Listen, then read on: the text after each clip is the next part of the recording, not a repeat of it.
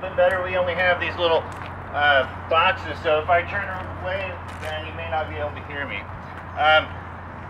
Thanks for coming. This is the Bad Poetry and Purple Prose Tour. I'm Eric Radner. I'll be leading the tour. And we have some special guest stars appearing also. If you've never been here before, this is the Old City Cemetery. It's a fabulous Victorian-style cemetery that was established in 1849 from a grant of, I believe, 10 acres from John Sutter Jr. And over the years, it has expanded and shrunk. We have a lot of famous people here. We also have survivors of the 1850 cholera epidemic, and basically every epidemic, every big war. We have 3 governors, 12 mayors, many assemblymen, and countless city councilmen and other people, and lots of bad poets.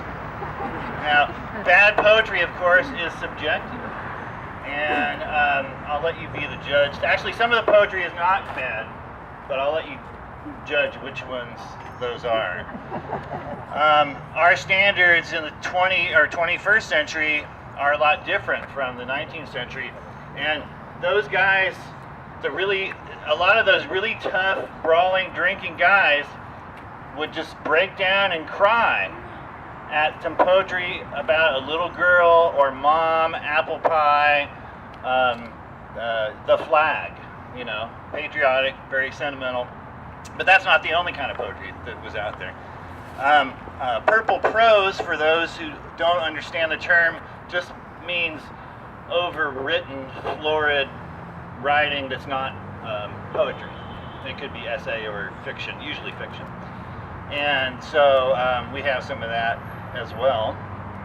And we'll go ahead and get started. I'm sorry. Yes, there is a clipboard right here if you would like to sign up to be on our mailing list for future tours. We do these tours every month, at least, these walking tours. We have one in 2 weeks. Mattie, do you want to talk about that one? Me and I are going to be leading a tour. Last year we did a tour called A Dozen Ways to Die, and we're doing the sequel on September 6th called A Dozen More Ways to Die.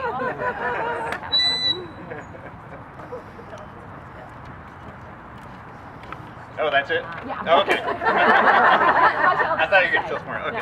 No. All right, then. Yes. Tickets for major fundraisers. Oh, yes. Go on sale September 1st, Labor Day, 12:01 a.m. at brownpapertickets.com. Yeah, the Facebook page. the lantern tours, if you haven't been on them, are great. You don't get to come in here after dark. This place is closed, but if you come to the fundraiser, you get to come in here and share the park with us and the raccoons. And we all dress up in period costume, tell stories. It's more elaborate than these morning tours and very entertaining, and they sell out really quickly because we keep the crowd small. Check the Facebook page Yeah. for the Facebook.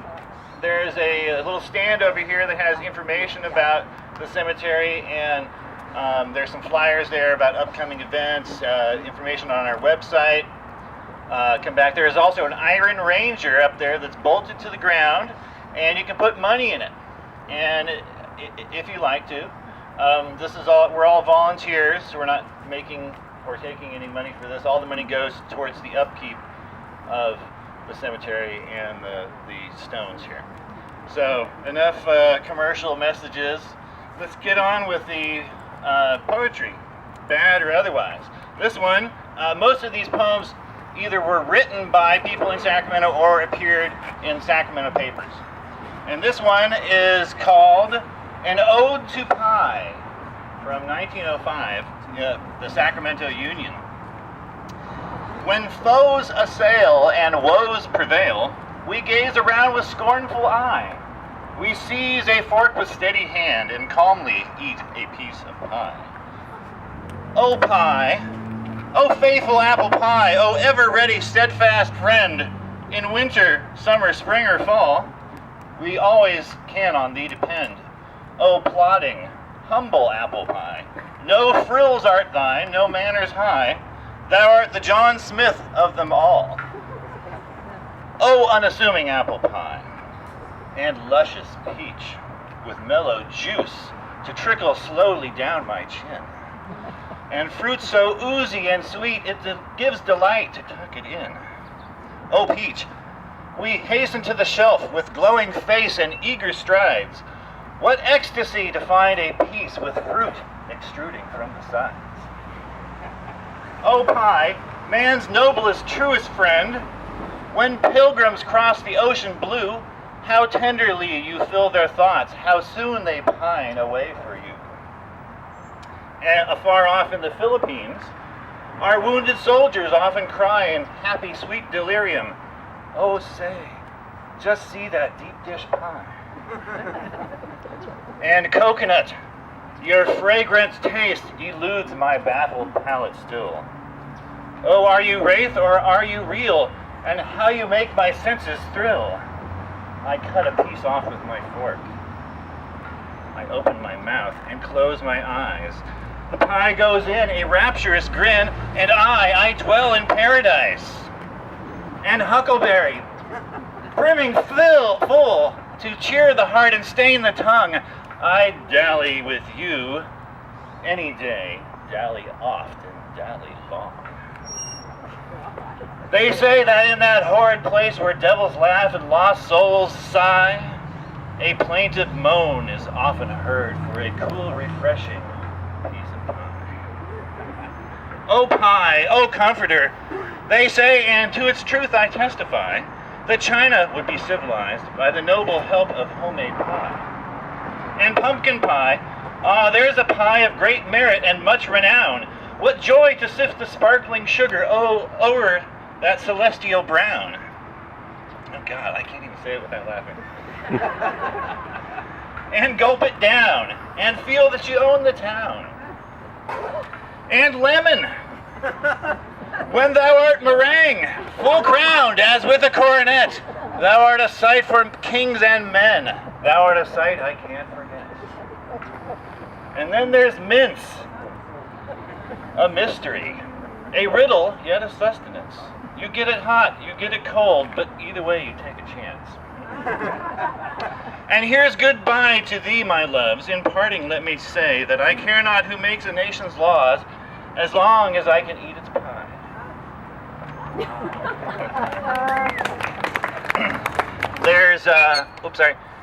There's some ads going around for James Tolles, and this is his plot here, James R. Tolles, and he doesn't have a headstone here. But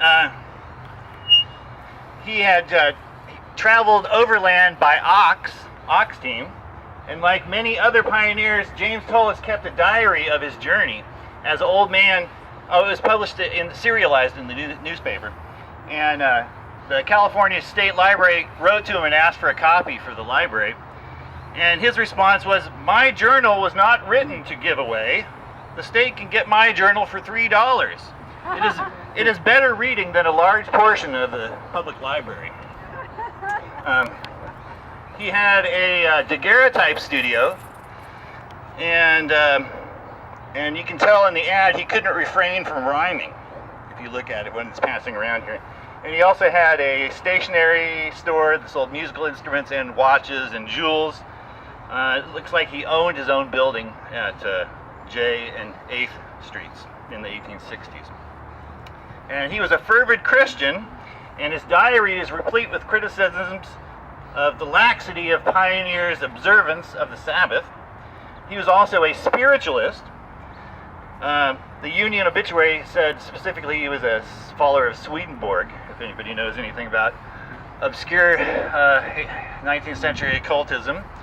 If anybody came to my tour last month, you should know.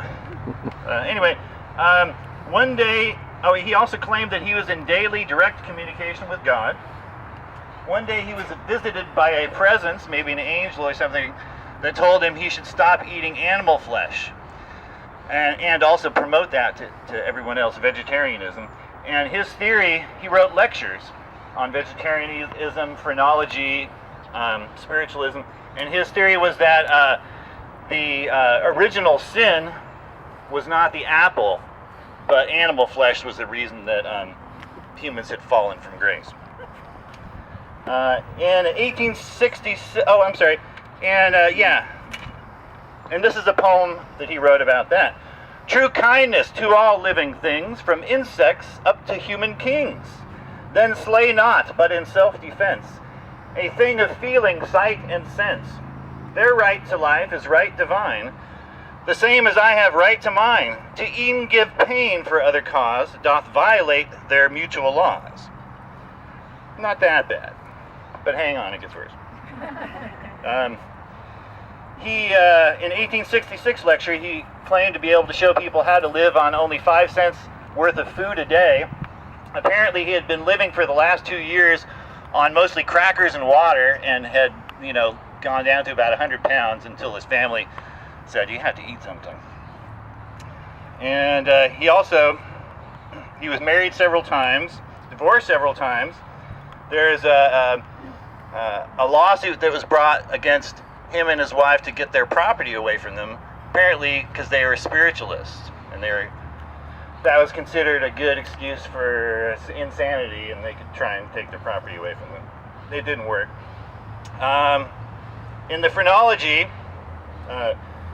lecture, he promised to give phrenological charts. That's phrenology, for those unaware, is the lumps on somebody's head, and it was considered a science to tell what proclivities that person was going to express, criminal or intellectual, whatever. Anyway, he said his charts, the audience could pick anyone and do so without placing a hand on the head of the subject or being close to them. He would diagnose disease and prescribe remedies.